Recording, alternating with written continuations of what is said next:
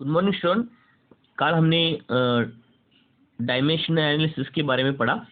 तो डायमेंशन के कुछ क्वेश्चन जब हम लोग सॉल्व करते हैं, जैसे मैंने आपको कल क्वेश्चन दिया था कि kinetic energy depends upon mass and velocity, यानी kinetic energy directly proportional to the mass raise to some power, velocity raise to some power. तो यहाँ पे हम लोग प्रोपोर्शनलिटी साइन हटा देते हैं और लिख लेते के M A M raise to A V raise to B, है ना। फिर हम लोग इसको फाइनली सॉल्व कर लेते हैं।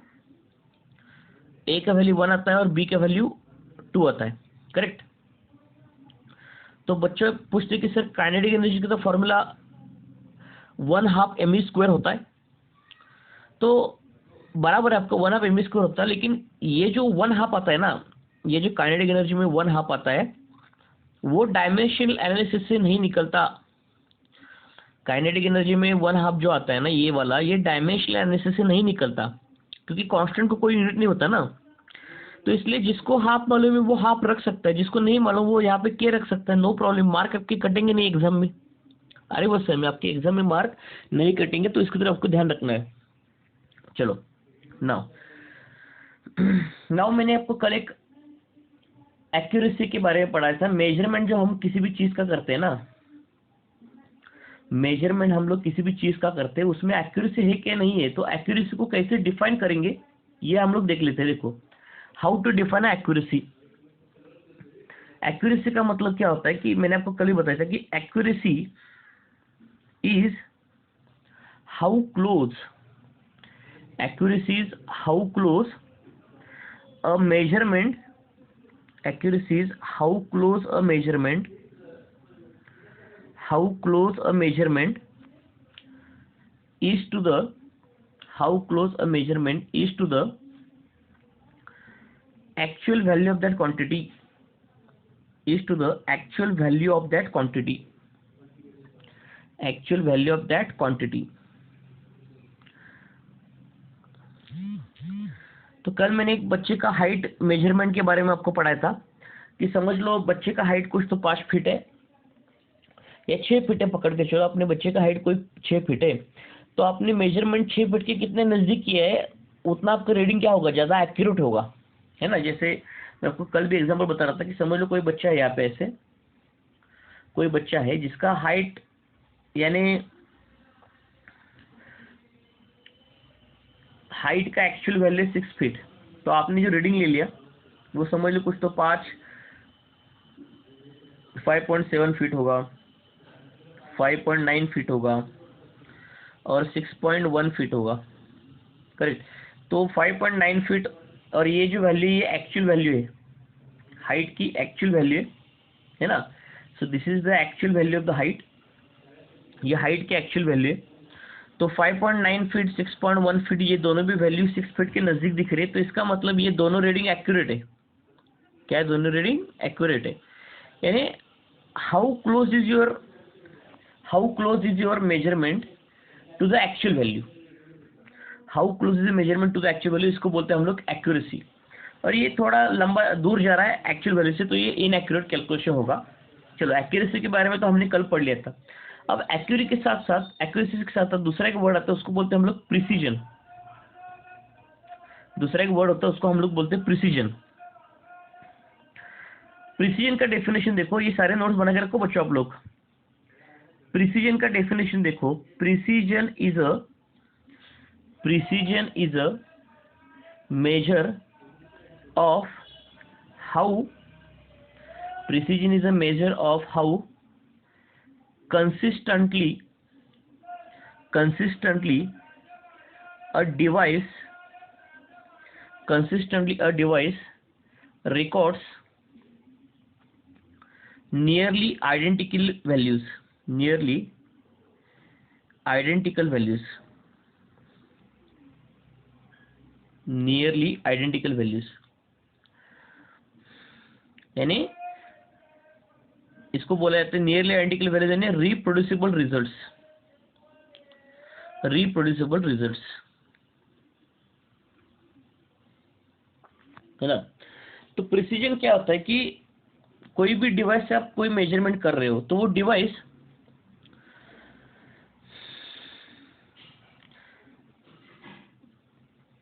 कितने आपको आइडेंटिकल वैल्यूज दे देगा। अगर ज़्यादा आइडेंटिकल वैल्यूज दे देगा तो वो प्रिसाइज होगा, कम आइडेंटिकल वैल्यू देगा तो कम प्रिसीजन होगा। तो देखो बच्चों, प्रिसीजन और एक्यूरेसी में थोड़ा डिफरेंस है। मैं आपको समझाता हूँ कैसे इस डिफरेंस को याद रखना है। देखो मैं एक बार डायग्रामेटिक समझाता हूँ, है ना। समझ लो, ऐसे यहाँ पे एक पेड़ है ना, यहाँ पे जैसे बच्चा खड़ा है, जिसके सिर के ऊपर आपने एप्पल रखा है, जिसके सिर के ऊपर आपने एप्पल रखा है ना। और अब आपका टास्क है कि आप यहाँ पे खड़े हो, आप उस एप्पल को हिट करना है बो एंड एरो से। आप उस एप्पल को हिट करना है बो एंड एरो से,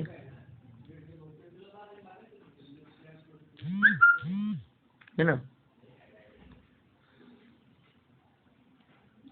बो एंड एरो से आपको इसको हिट कर देना है, एप्पल को हिट करना है। मान के चलो बो एंड एरो से आप हिट कर रहे हो, तो पहला वाला एरो यहाँ पे लगा, है ना।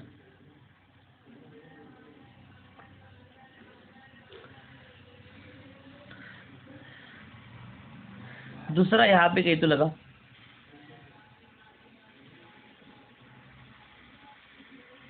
और तीसरा यहाँ तो कुछ लगा, ठीक है। तो अगर आप देखोगे तो आपने जो काम किया उसका मेजरमेंट करेंगे। चलो, आपने वो एप्पल को हिट करने का काम है, उसका आपको मेजरमेंट करना है। तो इसकी अगर रीडिंग देखेंगे तो रीडिंग 3 है, 1 2 और 3। तो आपकी एक्चुअल वैल्यू एप्पल है, इसको हिट करना है आपको। This is our actual value, है ना, इसको हिट करना है। तो इस आदमी ने जो काम किया उसका अगर मेजरमेंट करेंगे तो इसको पता लग रहा है कि सेकंड और third readings are more accurate. Second and third readings are more accurate.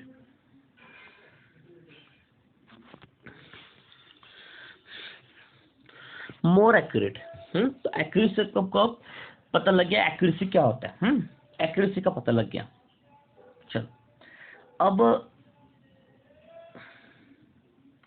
अब फिर हम लोग क्या करते हैं कि एक्यूरेसी का पता चल गया आपको, एक्यूरेसी का मतलब क्या होता है इसका पता चल गया। चलो, नाउ यू अंडरस्टूड एक्यूरेसी का मतलब क्या होता है। एक्यूरेसी का पता क्या मतलब क्या होता है ये आपको पता चला। फिर से मैं यहाँ पे एप्पल ड्रॉ कर लेता हूँ, देखो, है ना। फिर से एप्पल मैंने ड्रॉ किया, आपने फिर से इसको हिट करना शुरू किया। एक एरो आपने यहाँ पे मार लिया, एक एरो आपने यहाँ पे मारा, और एक एरो आपने, चलो यहाँ पे नहीं, एक एरो कहीं तो आपने इधर पीछे मारा, यानी उस आदमी को नहीं मारा, उसके पीछे से गया ऐसे पकड़ के। चलो, तो आप अगर इसके काम का मेजरमेंट देखोगे इस आदमी के, तो वो इनएक्यूरेट आ रहा है ना रिजल्ट, क्योंकि अपने को एप्पल को हिट करना है। तो यहाँ पे फर्स्ट रीडिंग, सेकंड रीडिंग और थर्ड रीडिंग देखेंगे तो यहाँ पे देख रहे हो कि एप्पल को जो आदमी हिट कर रहा है ये इनएक्यूरेट रिजल्ट है, क्योंकि एक्चुअल वैल्यू तो आपका एप्पल था ना, एप्पल को लगना चाहिए, लेकिन वो एरोज एप्पल को ना लग के दूसरी तरफ लग रहे हैं। तो इसका मतलब आपने जो मेजरमेंट किया है इट इज टोटली इनएक्यूरेट।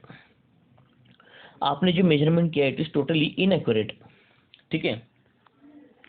आपने जो मेजरमेंट किया आप टोटली इनएक्यूरेट, क्योंकि एक्चुअल वैल्यू के नजदीक नहीं जा रहा ना ये एरोज। तब मतलब समझ में आ रहा है, एक्चुअल वैल्यू के नजदीक ये एरोज नहीं जा रहे, है ना। एक्चुअल वैल्यू के नजदीक ये एरोज नहीं जा रहे हैं।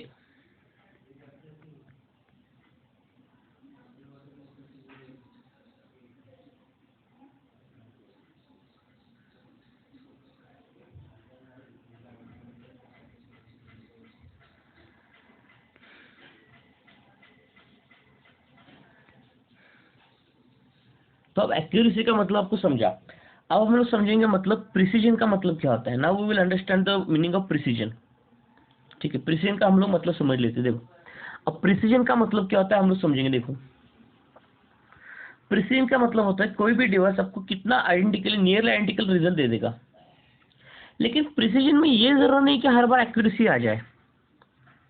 देखो, अगर आपको मैंने बताया कि चलो इस आदमी ने अगर इस एरोस को हिट किया, समझ लो एरोस को मार दिया लेकिन एरोस गलत जगह पर लग रहे, तो ये लेकिन इसका मतलब ये रीडिंग आपको क्या हो गया, इनएक्यूरेट हो गया। क्या हो गया, इनएक्यूरेट। लेकिन मोर प्रिसाइज हो गए, मोर क्या हो गए, प्रिसाइज हो गए। रीडिंग है इनएक्यूरेट है लेकिन क्या हो गया, मोर प्रिसाइज हो गए। प्रिसाइज है नहीं, 1 2 3 ये लगभग सेम आंसर दे रहा है ना, ऑलमोस्ट आइडेंटिकल आंसर मिल रहा है आपको, ऑलमोस्ट आइडेंटिकल आंसर मिल रहा है। इवन तो इनएक्यूरेट है लेकिन ऑलमोस्ट आइडेंटिकल रीडिंग आ रही है ना, ऑलमोस्ट आइडेंटिकल यानी बहुत नजदीक नजदीक रीडिंग आ रहा है। तो इसको बोलते हैं, अगर नजदीक नजदीक रीडिंग आ गया तो उसको बोलते हैं प्रिसीजन। प्रिसीजन ये नहीं बोलता कि वो एक्यूरेट, नजदीक नजदीक वाले एक्यूरेट रीडिंग होने चाहिए या इनएक्यूरेट होनी चाहिए। प्रिसाइज का मतलब सारे रीडिंग बहुत नजदीक नजदीक आएंगे, सारे रीडिंग बहुत क्या आएंगे, नजदीक नजदीक, तो उसको बोलते हैं precision. Inaccurate but more precise, inaccurate but more precise. अब चलो ऐसे भी हो सकता है, चलो ऐसे भी हो सकता है, ये आदमी फिर वो एप्पल को भी हिट कर सकता है ऐसे। देखो तो देखो ये यहाँ पे रिजल्ट है accurate, accurate and more precise, क्योंकि एक्यूरेट भी आ रहा है और रिजल्ट रीडिंग नजदीक नजदीक आ रहा है। यानी ये जो आइडेंटिकल वैल्यू, रिप्रोड्यूसिबल रिजल्ट्स, उसको बोलते हैं प्रिसीजन। रिप्रोड्यूसिबल रिजल्ट यानी एप्पल को ही लगना ये रिप्रोड्यूस हो रहा है, तो उसको बोलते हैं मोर प्रिसाइज। चलो ये मोर प्रिसाइज हो गया। अब देखो,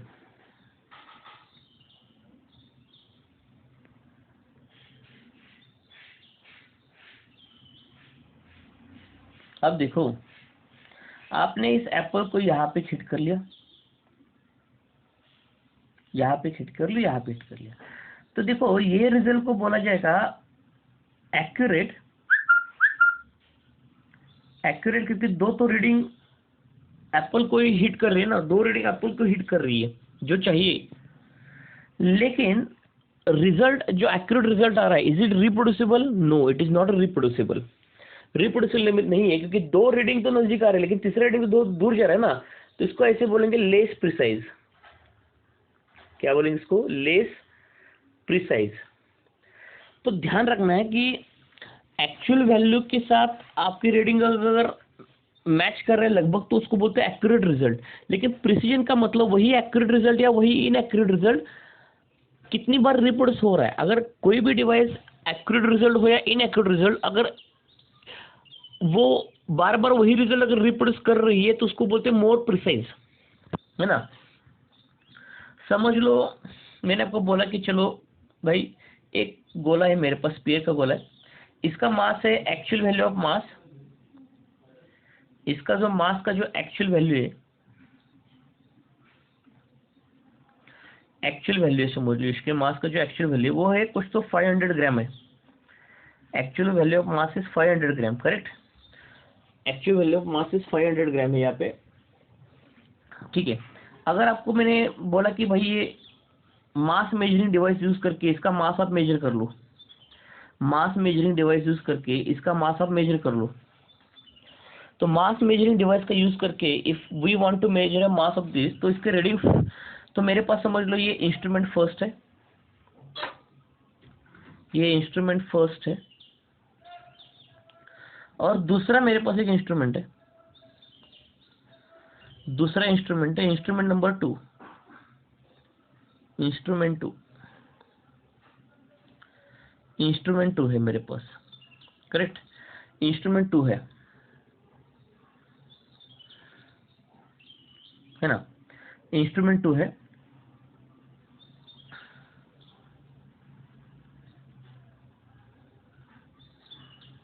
अब देखो अब क्या हो गया कि पहले इंस्ट्रूमेंट ने आपको कुछ रिजल्ट दे दिया है ना, पहले इंस्ट्रूमेंट ने आपको कुछ रिजल्ट दे दिया, मान के चलो पहले इंस्ट्रूमेंट से आपके पास रीडिंग आ रही कुछ तो, है ना। पहले इंस्ट्रूमेंट से रीडिंग आ रहा है 499, 498 और कुछ तो 501 आ रहा है। तो देखा जाएगा तो 499 501 से देखा जाएगा तो ये एक्यूरेट रिजल्ट दिखा रहा है, क्योंकि एक्चुअल वैल्यू हमारे 500 ग्राम की है। तो एक्यूरेट रिजल्ट दिखा रहा है, लेकिन रिजल्ट थोड़ा दूर जा रहा है या रिजल्ट में नजदीक नजदीक आ रहा है, तो इसका मतलब ये रिजल्ट जो आ रहा है ये more accurate and more precise. चलो नजदीक नजदीक रीडिंग दिख रहे हैं, more accurate and more precise. Second instrument का देख लेते हैं हम लोग। देखो सेकंड इंस्ट्रूमेंट का रिजल्ट देखो,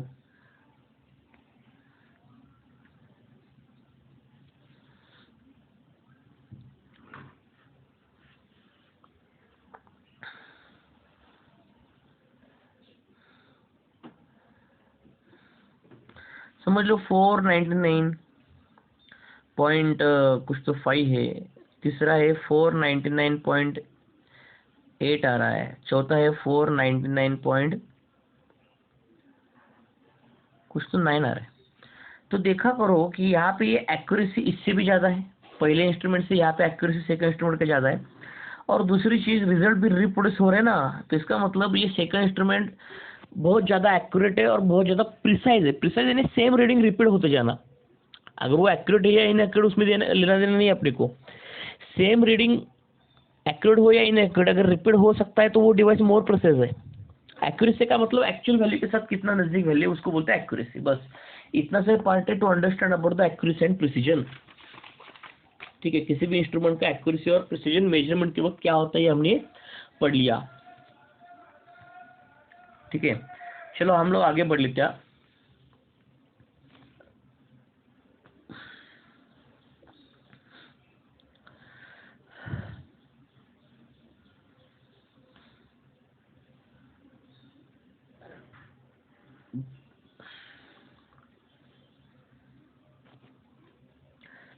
अब बच्चों, अब क्या होता है ना कि जब भी हम लोग कोई मेजरमेंट करते हैं तो उसमें एरर आता है। तो कौन कौन से एरर आते हैं देखो, तो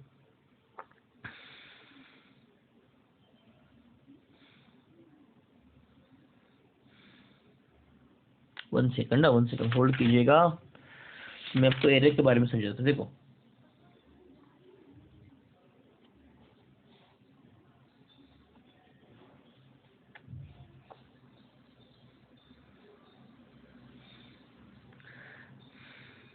देखो जनरल अगर एरर देखे जाएंगे, एरर किसी भी मेजरमेंट, जैसे हमने लेंथ मेजर कर रहे हैं, मास मेजर कर रहे हैं, तो उसमें एरर आता है।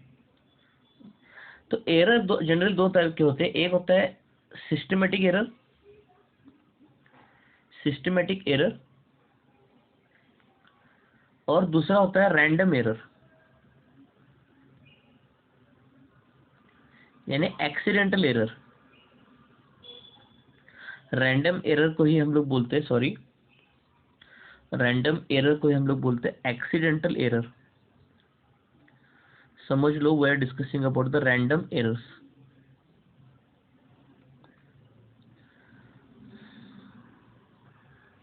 रैंडम एरर को बोलते हैं हम लोग एक्सीडेंटल एरर।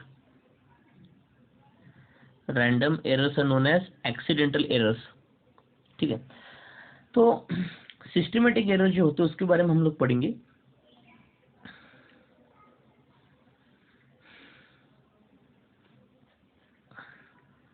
और उसके बाद रैंडम एरर के बारे में पढ़ेंगे ना। तो सिस्टमेटिक एरर का पहले डेफिनेशन देख लेते हैं। Definition of systematic error, definition of systematic error. Systematic error जो होता है मेजरमेंट में, उसका डेफिनेशन क्या होता है उसके बारे में हम लोग पढ़ेंगे। देखो डेफिनेशन ऑफ सिस्टमेटिक एरर, देखो देखो इसमें डेफिनेशन में ये लिखा जाता है कि systematic errors, systematic errors are errors, systematic errors are errors that are not determined by, that are not determined by, that are not determined chance by chance, but are introduced, are introduced by an inaccuracy, by an inaccuracy।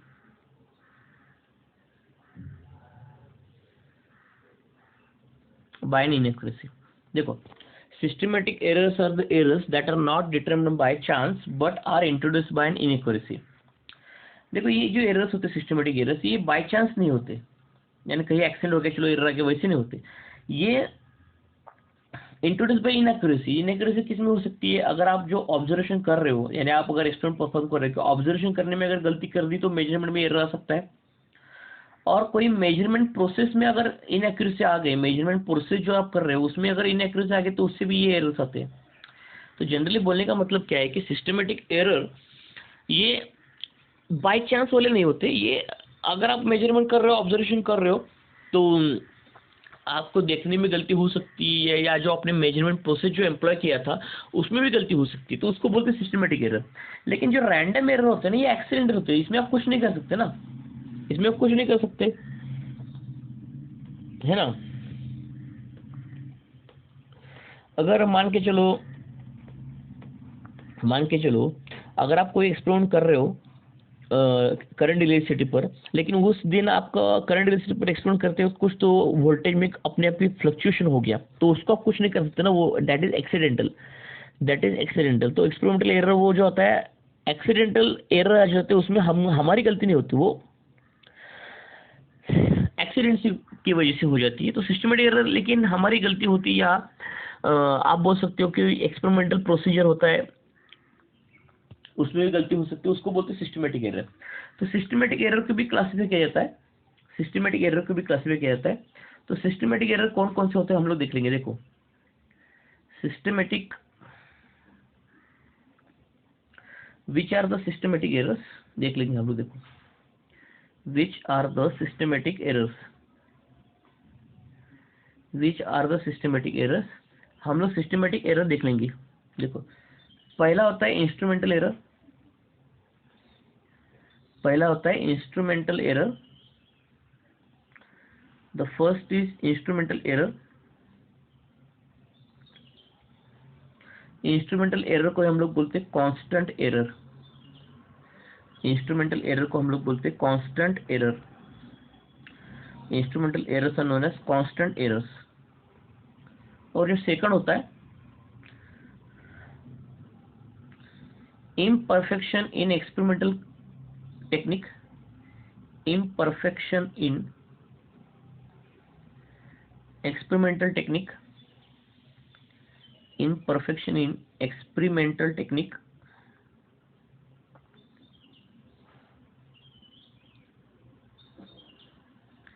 imperfection in experimental technique।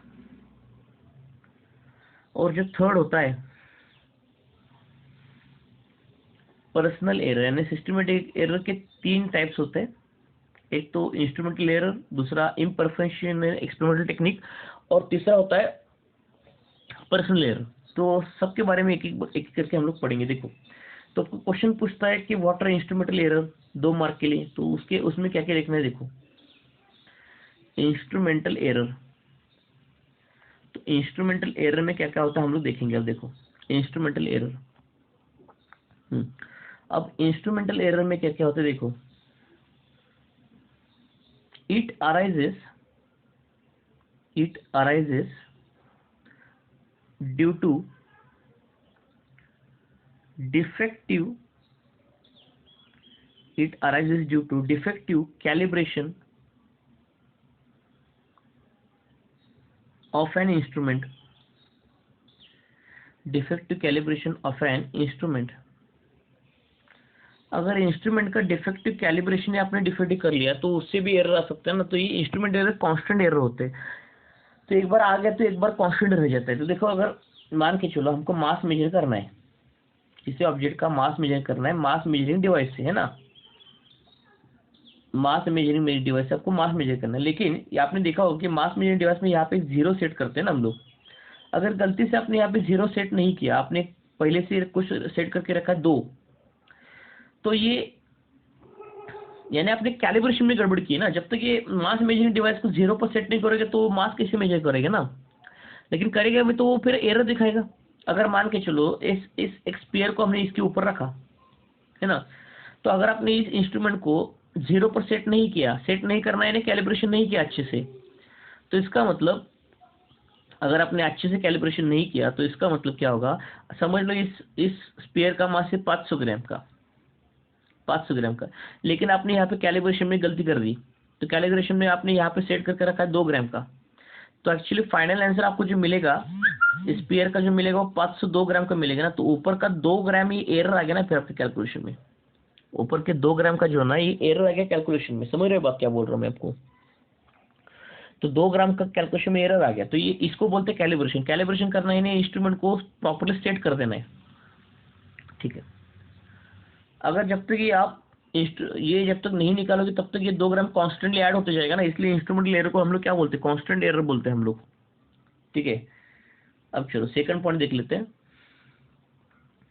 Second point इसका example दे दो कोई भी, अभी जो मैंने मास measuring device का दिया था वो दे दो, या आप थर्मामीटर का दे दो।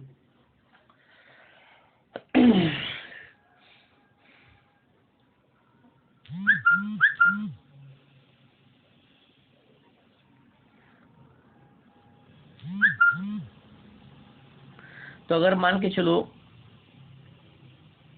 अगर थर्मामीटर में अपने थर्मामीटर में प्रॉपर्ली ग्रेजुएट नहीं किया होगा, थर्मामीटर देखा होगा ना आपने, यहाँ पे मर्क्यूरी होता है ऐसे, तो अगर आपने थर्मामीटर का 1 डिग्री का वैल्यू अगर समझ लो 0.99 डिग्री पर आप अगर सेट कर लिया, टेम्परेचर मेजर कर लेते हैं डिग्री सेल्सियस पे, है ना, तो वो 0.99 का जो एरर है, यानी इन दोनों की वैल्यू में जो 0.01 का जो एरर है वो कॉन्स्टेंट आते जाएगा ना, कॉन्स्टेंटली आते जाएगा एरर, ठीक है। तो वो थर्मामीटर का एग्जांपल हो गया ना। थर्मामीटर का 1 डिग्री सेल्सियस एक्चुअली दिखाना चाहिए, लेकिन कुछ गलती से अगर आपने कैलिब्रेशन में गलती कर ली तो वो 0.99 डिग्री पर हो सकता है ना वो, तो हमेशा 0.01 डिग्री सेल्सियस का एरर रहेगा कैलकुलेशन में। तो ये होता है इंस्ट्रूमेंटल एरर। अब वो 2 मार्क के लिए क्वेश्चन पूछता है कि what are the error due to experimental technique.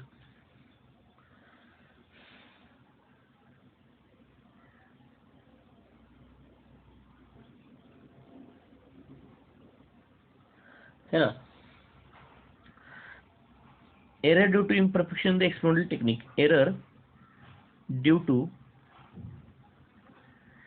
imperfection, error due to imperfection in experimental technique, error due to imperfection in experimental technique, error due to imperfection in experimental technique, है ना। Experimental technique में imperfection होने की वजह से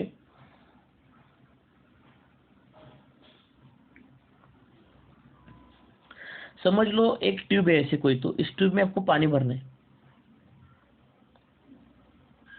ना, इस tube में समझ लो आपको पानी भरना है, और कितना पानी भरा है इसका वॉल्यूम आपको मेजर करना है। लेकिन ट्यूब में पानी भरते वक्त अगर आपने ट्यूब को थोड़ा सा टिल्ट करके रखा, समझ लो आपको वॉल्यूम यहाँ तक भरना है, और थोड़ा सा टिल्ट करके रखा, तो यहाँ तक तो जो भरने का वॉल्यूम था वो हम लोग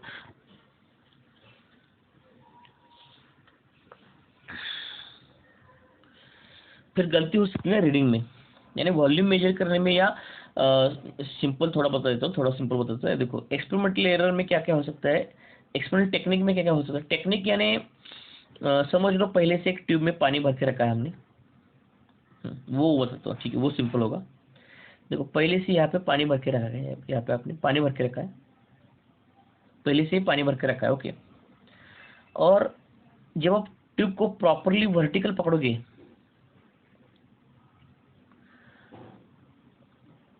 वर्टिकली होल्ड, और ट्यूब को प्रॉपरली वर्टिकली पकड़ोगे, तो इसका मतलब इसका जो वॉल्यूम होगा वो वॉल्यूम आप आसानी से मेजर कर सकते हो और एक्यूरेटली मेजर कर सकते हो।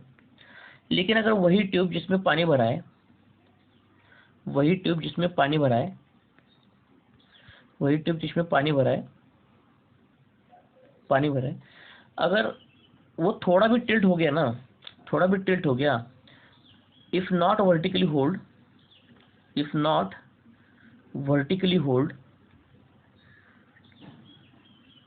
इफ नॉट वर्टिकली होल्ड, तो इसका मतलब यहाँ का जो वॉल्यूम होगा वो इनएक्यूरेट आएगा। क्या आएगा?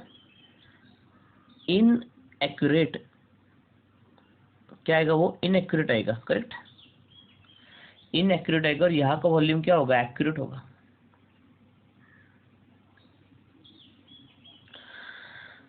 तो ये गलती एक्सपोनेंशियल टेक्निक की है, आपने ट्यूब को वर्टिकली होल्ड नहीं किया ना, अंडरस्टूड। चलो अब जो तीसरा एरर होता है, तीसरा एरर सिस्टमेटिक एरर में, उसको बोलते हैं हम लोग पर्सनल एरर। क्या बोलते हैं, पर्सनल एरर।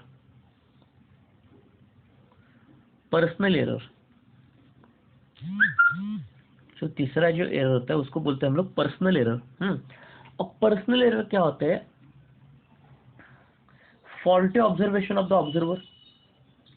फॉल्टी ऑब्जर्वेशन यानी आप कौन से भी मेजरमेंट कर रहे हो, अगर आपका ऑब्जर्वेशन थोड़ा सा फॉल्टी हो गया तो भी वो एरर पर्सनल एरर कहला जाएगा। अगर रीडिंग ले रहे हो आप तो फॉल्टी ऑब्जर्वेशन हो जाएगा।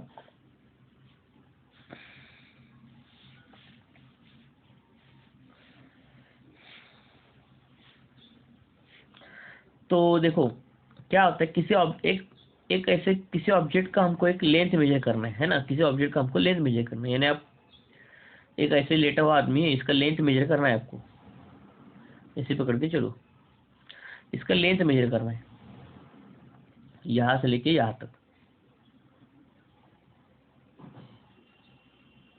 या आप इससे बेहतर एग्जांपल दे सकता हूँ मैं, एक कोई तो मेरे पास ऐसे एक वुडन ब्लॉक है, इसका लेंथ मेजर करना है मुझको, इसका लेंथ मेजर करना है। तो उस लेंथ को मेजर करने के लिए हम लोग एक स्केल यूज करते हैं, रूलर होता है ना, रूलर।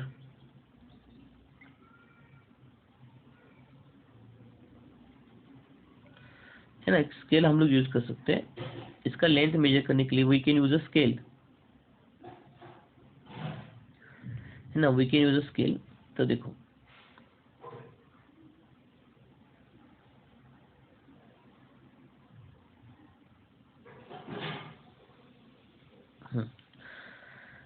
तो रूलर से लेंथ मेजर करो, तो ये होगा हमारा रूलर, रूलर होगा। तो रूलर के ऊपर से अगर आपने देखा ना, ऊपर से, यानी रूलर के ऊपर से देखोगे तो आपको एक्यूरेट लेंथ मेजर होगा। यानी रूलर के ऊपर से देखना है, यानी क्या होगा, देखो ये यहाँ पे मेरे रूलर है, रीडिंग लेते वक्त रूलर के ऊपर देखना है आपको, समझ लिए, रूलर है हमारी।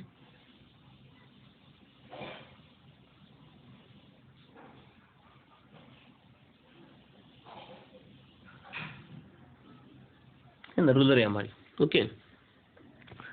तो रूलर के डायरेक्टली आपने अगर उसके ऊपर ही देखा, रूलर के डायरेक्टली आपने अगर ऊपर से देखा तो लेंथ एक्यूरेट मेजर करेगा। लेकिन रूलर के अगर आपने कुछ एंगल से देखा, रूलर को पकड़ के एंगल से देखा, अगर मान के चलो आप रूलर को देख रहे हो, है ना, रूलर को देख रहे हो, तो इसको ऊपर से देखोगे,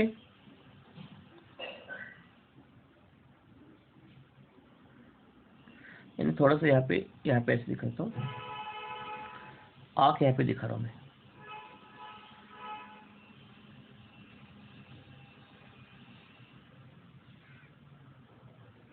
इसके ऊपर से देखोगे तो आपको एक्यूरेट रीडिंग दिखेगा। लेकिन उसी रूलर को आपने थोड़ा एंगल से देखा,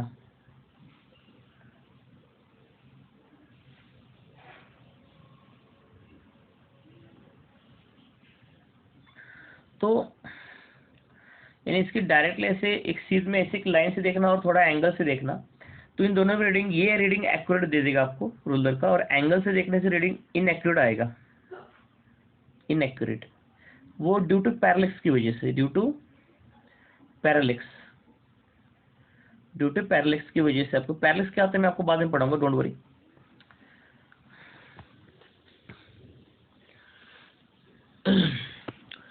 तो ये इनएक्यूरेट आएगा, और ये अबव द रूलर आप जाओगे, अबव द रूलर तो आपको एक्यूरेट रीडिंग आएगा, अबव द रूलर आपको एक्यूरेट रीडिंग आएगा। और एंगल से देखोगे, कुछ एंगल से,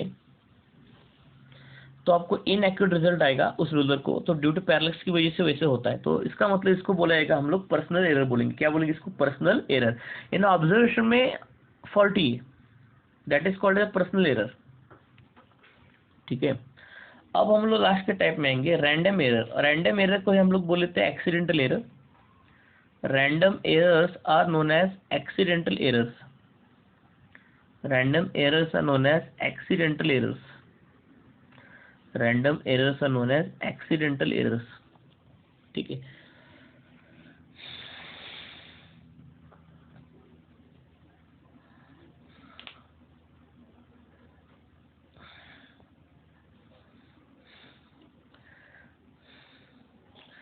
These errors are due to minute यानी कम, minute change in experimental condition, minute change in experimental condition, minute change in experimental condition. These errors are due to minute change in experimental condition like temperature, pressure, voltage, है ना, temperature, pressure, change in gas, or voltage fluctuation in the voltage, or fluctuation in voltage,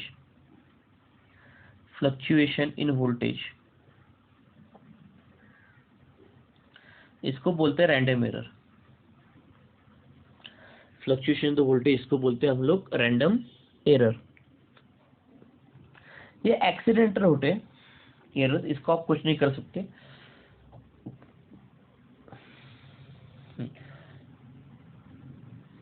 इसका बारे में एक दूसरा point है random error के बारे में, यानी एक्सीडेंट की वजह से ऐसा होता है। एक्सीडेंटल एरर्स ये बाय चांस एरर होता है, सिस्टमेटिक बाय चांस नहीं थे। हाँ, तो random errors can not be eliminated completely. देखो, random errors cannot be eliminated completely। ये एक्सीडेंटल एरर होने की वजह से इसको आप कंप्लीटली एलिमिनेट नहीं कर सकते ना, क्योंकि सिस्टमेटिक एरर तो लॉजिकल सोचो मिनिमाइज कर सकते हैं, क्योंकि वो तो बाय चांस नहीं थे ना। वो आप एक तो वो एक्सपेरिमेंटल टेक्निक आपकी गलत थी, इंस्ट्रूमेंट में एरर था या पर्सनल एरर था, उसको मिनिमाइज किया जाता है। लेकिन जो एक्सीडेंटल एरर आएंगे उसमें क्या कर सकते हैं ना, आपको कंप्लीटली मिनिमाइज नहीं हो सकता उसको, लेकिन कर सकते हो, but can be minimised,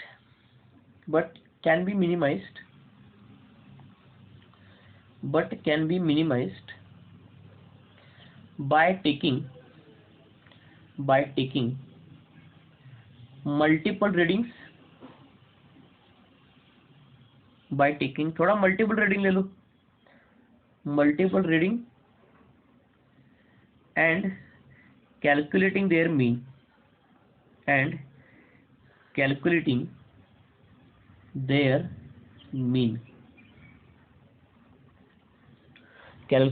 mean, तो इसमें आप मल्टीपल रीडिंग ले लो, उसका मीन कैलकुलेट कर लो, बस इसी से हम लोग रैंडम एरर को मिनिमाइज कर सकते हो। अब आपको क्वेश्चन पूछता है कि what are the ways to minimize, या आपको क्वेश्चन पूछेगा state general methods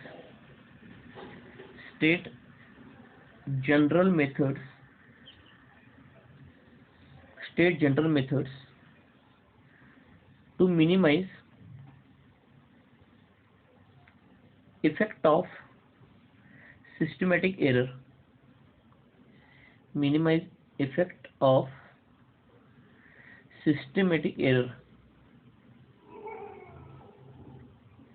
systematic error के इफेक्ट को मिनिमाइज करने के लिए कौन कौन से मेथड से। तो पहला मेथड होगा, अब देखो सिस्टमेटिक एरर तीन तरह के होते हैं, instrumental error, imperfection in the experimental technique, और तीसरा पर्सनल एरर। तो इंस्ट्रूमेंटल एरर है तो पहले आप क्या करो, करेक्ट इंस्ट्रूमेंट ले लो, यानी अच्छा प्रॉपरली कैलिब्रेट करके करेक्ट इंस्ट्रूमेंट ले लो, यानी अच्छे उसको प्रॉपरली कैलिब्रेट करके ले लो करेक्ट इंस्ट्रूमेंट। सेकंड जो होगा, एक्सपेरिमेंटल टेक्निक को अगर मिनिमाइज इम्परफेक्शन आ रहा है तो उसको करना फॉलोइंग प्रॉपर एक्सपेरिमेंटल प्रोसीजर, यानी इम्परफेक्शन एक्सपेरिमेंट टेक्निक था ना, तो एक्सपेरिमेंट प्रोसीजर फॉलो करना परफेक्टली। ट्यूब को वर्टिकल पकड़ो, टिल्ट मत पकड़ो, और ऑब्जर्वेशन जो है उसको रिमूविंग पर्सनल एरर, बस इस तरीके से आप सिस्टमेटिक एरर को रिमूव कर सकते हो। इस तरह से आप सिस्टमेटिक एरर को रिमूव कर सकते हो, मिनिमाइज कर सकते हो। रिमूव यानी कंप्लीटली रिमूव नहीं होगा, मिनिमाइज होगा। ठीक है, अब एरर के कुछ कैलकुलेशंस होते हैं, उस कैलकुलेशन करने में कुछ बेसिक टर्म्स होती है, वो टर्म्स क्या क्या है हम लोग पढ़ेंगे। तो क्वेश्चन आगे क्या होगा, define the terms, define the terms, define the terms. उसमें पहला टर्म आता है arithmetic mean, arithmetic mean, arithmetic mean. हम लोग जो रीडिंग एक्सपेरिमेंट करने के बाद रीडिंग जो लेते हैं उसका मीन निकाला जाता है।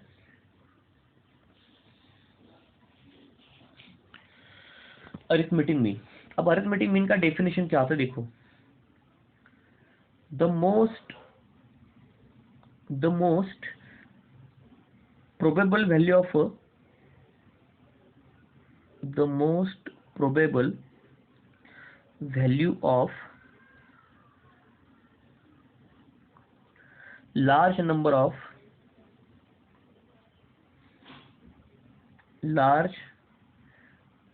of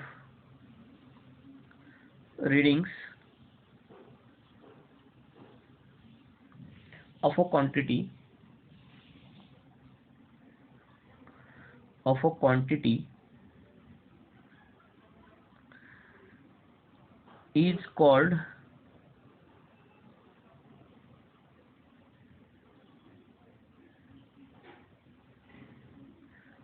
arithmetic mean of the quantity, arithmetic mean of the quantity। देखो, किसी भी फिजिकल क्वांटिटी का जो हम लोग मेजरमेंट करते हैं, जो रीडिंग लेते हैं, तो उस क्वांटिटी की जो मोस्ट प्रोबेबल वैल्यू होती है, मोस्ट प्रोबेबल वैल्यू, तो उसी को हम लोग बोलते हैं अरिथमेटिक मीन। एक्चुअल वैल्यू नहीं रीडिंग की, तो मोस्ट प्रोबेबल वैल्यू, तो उसको बोलते हैं हम लोग अरिथमेटिक मीन। हाँ, लेकिन अरिथमेटिक मीन को हम लोग उस क्वांटिटी के मेजरमेंट का ट्रू वैल्यू बोल सकते हैं। This value can be considered as a true value.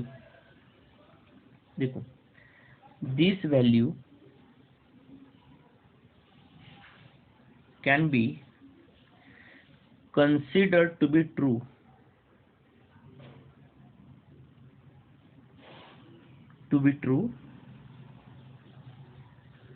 value of the quantity। देखो समझे तो, देखो एग्जांपल लेके समझे तो, एग्जांपल लेके मैं इसको समझा तो देखो,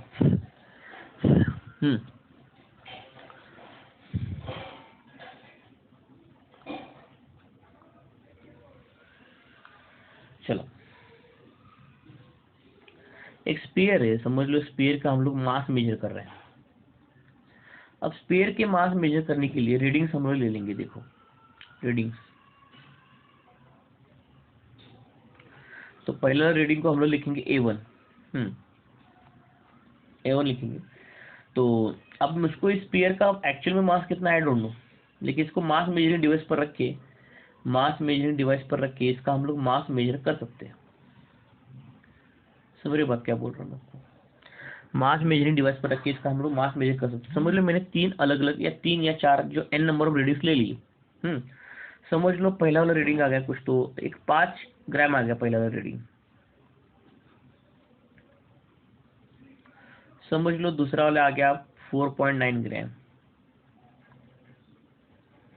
है ना, या तीसरा वाला आ गया, उसको हम लोग बोलेंगे 5.1 ग्राम। ऐसे करते करते n नंबर ऑफ रीडिंग आप ले सकते हो, कोई इश्यू नहीं उसमें, है ना। मान के चलो मैंने एक 3 रीडिंग ले लिया, तो 3 रीडिंग का हम लोग अरिथमेटिक मीन निकालेंगे। देखो कैसे निकालेंगे 3 रीडिंग का अरिथमेटिक मीन। तो 3 रीडिंग का जो अरिथमेटिक मीन होगा बच्चों, मीन निकालना मैथमेटिकल आता है ना सबको, जितने वैल्यू को ऐड करोगे उतने नंबर ऑफ वैल्यूज, जितने नंबर ऑफ वैल्यूज को ऐड करोगे ना, उतने नंबर से आपको नीचे डिवाइड करना होता है ना। चलो मैंने पहले 3 रीडिंग ले ली, कैसे A1 plus A2 plus A3, इन तीनों का मीन निकालना है मुझको, divide by 3, A1 plus A2 plus A3 divide by 3। तो मैं आपको इसका मीन निकाल के बता देता हूँ कितना हो गया यहाँ पे, 5.1, 5 और 4.9, तो यहाँ पे 0 आ गया, 15।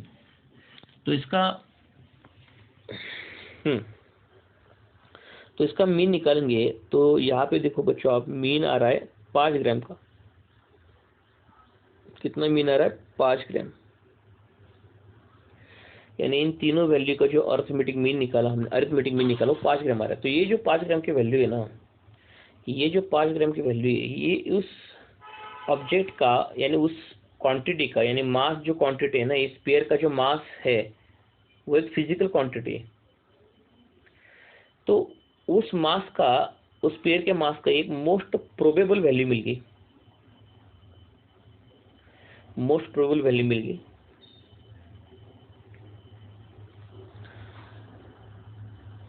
यानी मैं ऐसे बोल सकता हूं अब कॉन्फिडेंस से कि हाँ भाई इस पेयर का मास होगा 5 ग्राम का, कॉन्फिडेंस से बोल सकते हो इस पेयर का मास होगा 5 ग्राम का, मोस्ट प्रोबेबल वैल्यू। और इसी को हम लोग बोल सकते हैं उस पेयर के मास का ट्रू वैल्यू। तो एक बार हमको स्पेयर का मास का ट्रू वैल्यू मिल गया ना, तो अगली बार से जब भी कोई स्पेयर का मास का रीडिंग ले लेगा ना, तो हमारे पास ऑलरेडी ट्रू रीडिंग से 5 ग्राम। तो जब भी कोई आगे अगर स्पेयर का मास लेने की कोशिश करेगा तो उसके रीडिंग हमारे 5 ग्राम के ट्रू वैल्यू से कंपेयर करेंगे, तो हम लोग बोल सकते हैं फिर उस आदमी की रीडिंग्स में कितना एरर आ रहा है। तो ये मोस्ट प्रोबेबल वैल्यू होती है अरिथमेटिक मीन, यानी वो closest value of the measurement of the given quantity, ऐसे बोल सकते हैं हम लोग। और उसको ट्रू वैल्यू हम लोग कंसिडर कर सकते हैं। ठीक है, ट्रू वैल्यू हम लोग कंसिडर कर सकते हैं। अरे बस में तो अरिथमेटिक मीन का हमारा जो जनरल फार्मूला होगा, अरिथमेटिक मीन का जो हमारा जनरल फार्मूला जो होगा बच्चों, वो होगा रीडिंग्स को ऐड करते जाना है up to n number of readings होंगे, अगर डिवाइड बाय n होगा तो इसको हम लोग बोलेंगे arithmetic mean. Arithmetic mean is the most probable value, closest value of the measurement of the given quantity, it can be considered as a true value. ठीक है, देख सकते हो आप, वही तो बोल रहा था मैं। उसके बाद जो सेकंड टर्म आता है उसको हम लोग बोलते हैं एब्सोल्यूट एरर। एब्सोल्यूट एरर, जो सेकंड पार्ट आता है उसको हम लोग बोलते हैं एब्सोल्यूट एरर। ठीक है, एब्सोल्यूट एरर। तो एब्सोल्यूट एरर में क्या है, देखो लिख रहा थोड़ी information. For a given set of measurements, for a given set of measurements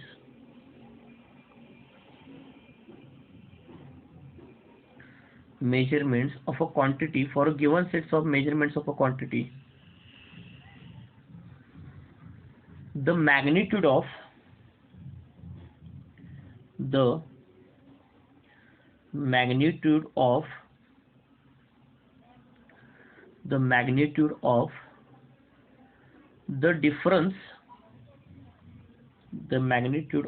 difference between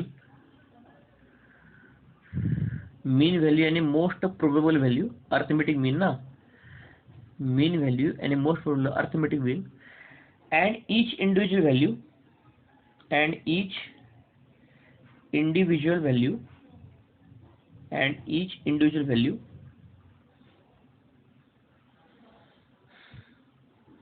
called absolute error, absolute error को बच्चों हम लोग दिखाते हैं डेल्टा ए से। कैसे दिखाते हैं? डेल्टा ए से। क्यों? देखो डेल्टा ए ने आपको क्या शो करता है? डिफरेंस यानी सब्ट्रैक्शन। हमको सब्ट्रैक्शन करना है, जो अरिथमेटिक मीन था उसका और जो हमारा इंडिविजुअल रीडिंग था उसका सब्ट्रैक्शन करना है, तो उसको बोलते हैं हम लोग एब्सोल्यूट एरर। यानी मुझको आप बताओ, यहाँ पे इस एग्जाम में बताओ हमारा मीन कितना था। ये ट्रू वैल्यू यहाँ पे 5 ग्राम दिख रहा है, यही हमारा मीन वैल्यू है। तो मीन वैल्यू से हम लोग इंडिविजुअल वैल्यूज को सब्ट्रैक्शन करेंगे, तो वो जो आंसर निकल के आएगा उसको बोलते हैं हम लोग एब्सोल्यूट एरर। सॉरी ये पेज यहाँ पे क्या ऐड हो गया, उसको हम लोग बोलते हैं एब्सोल्यूट एरर, बराबर है। देखो यानी अगर मैं आपको समझाऊं कि मेरे पास रीडिंग से वही स्पीयर के मास की रीडिंग से 5 ग्राम, A2 रीडिंग है 4.9 ग्राम और A3 रीडिंग है 5.1 ग्राम, तो ये हमारी होंगी इंडिविजुअल वैल्यूज।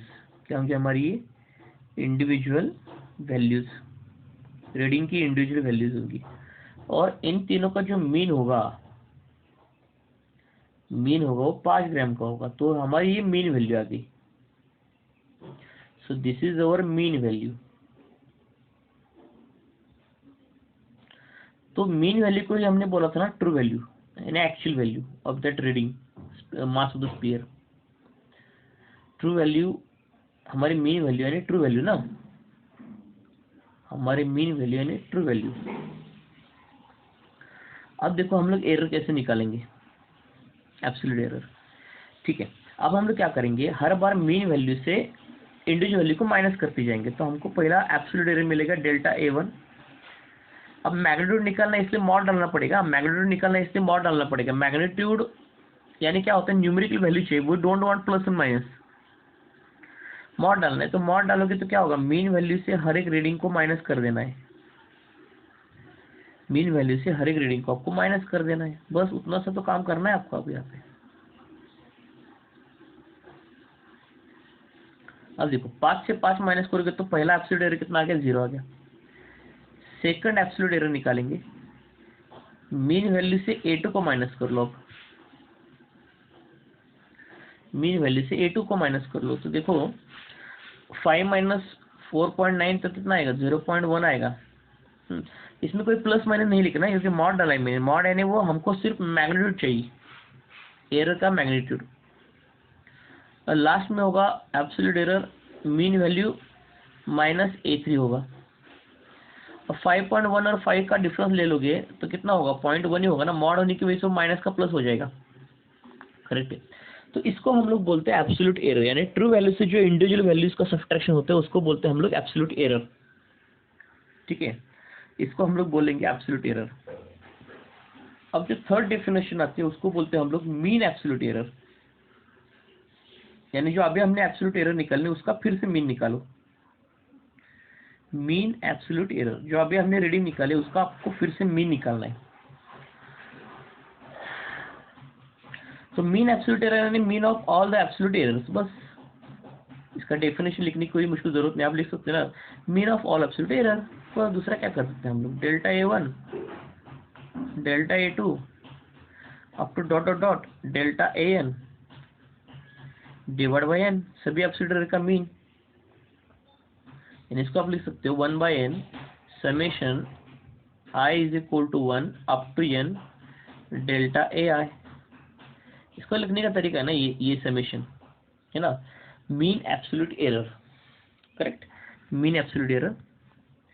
अब जो फोर्थ पॉइंट आता है उसको हम लोग बोलते हैं रिलेटिव एरर, उसको हम लोग बोलते हैं relative error, correct, relative error है।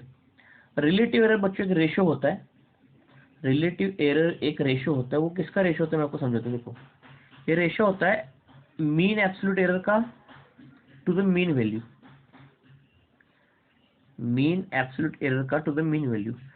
तो देखो अब मैं मीन एब्सोल्यूट एरर आपको निकाल के दिखा देता हूँ, यहाँ पे मीन एब्सोल्यूट एरर निकाल के दिखाता हूँ। यहाँ पे देखो, जब सारे नोट डाउन करके रखना। अब देखो इन तीनों वैल्यूज को हम लोग मीन निकाल लेते हैं, ये 3 वैल्यूज है, इसका हम लोग मीन निकालेंगे। देखो तो यहाँ पे आएगा डेल्टा A मीन। अब 3 वैल्यूज है मेरे पास, कैसे लिखोगे, 0 प्लस 0.1 प्लस 0.1, तो यहाँ पे आ जाएगा n का वैल्यू 3 आएगा। तो मीन एब्सोल्यूट एरर का हम लोग वैल्यू निकालेंगे तो 0.2 डिवाइड बाई 3 होगा, तो ये आएगा 0.066, ये आएगा 0.066, क्योंकि 2/3 का मतलब 0.66 होता है और वो 10⁻⁻1 का पावर वहाँ पे आ गया, तो वो राइट में एक शिफ्ट हो गया। ठीक है, वो कैलकुलेशन बाद में पढ़ाता हूँ। तो रिलेटिव एरर का मतलब वो मीन एब्सोल्यूट एरर का और मीन वैल्यू का रेशो होता है। तो मीन एब्सोल्यूट एरर हमने निकाला था 0.066 और मीन वैल्यू था हमारा 5। तो इन दोनों के डिवाइड करके we can easily solve this. तो ये 66 इंटू 10⁻² हो जाएगा, -3 हो जाएगा, और ये 5 से इसको डिवाइड करना पड़ेगा। तो अप्रोक्सीमेटली मैं इसको डिवाइड करके ले लेता हूँ, 5 के 5 से कम 15 10। तो ये आएगा 0.0132। ये हमारा होगा रिलेटिव एरर होगा। बस रिलेटिव एरर कुछ नहीं, रेशो होता है। और लास्ट का पॉइंट है एरर का, 5th point percentage error. Percentage error relative error में कोई डिफरेंस नहीं होता। अभी जो हमने रिलेटिव एरर निकाला उसको 100 से मल्टीप्लाई कर लो, you will get the percentage error. तो परसेंटेज एरर का फॉर्मूला होता है डेल्टा ए मीन, यानी रिलेटिव एरर का formula upon A mean into 100। इसको हम लोग बोलते हैं परसेंटेज एरर। तो अभी हमने रिलेटिव एरर निकाला था, कितना निकाला था 0.0132। तो 0.0132 इंटू 100 करेंगे तो हमको परसेंटेज एरर मिल जाएगा। तो 1.32 परसेंटेज का एरर आ रहा है उस पेयर के मास को कैलकुलेट करने में, अरे बस में, तो परसेंटेज एरर आ जाएगा। तो बस इतना से फॉर्मूला आपको याद रखना है, उसकी बेसिस पर हम लोग बहुत सारे न्यूमेरिकल सॉल्व कर सकते हैं। Thank you so much.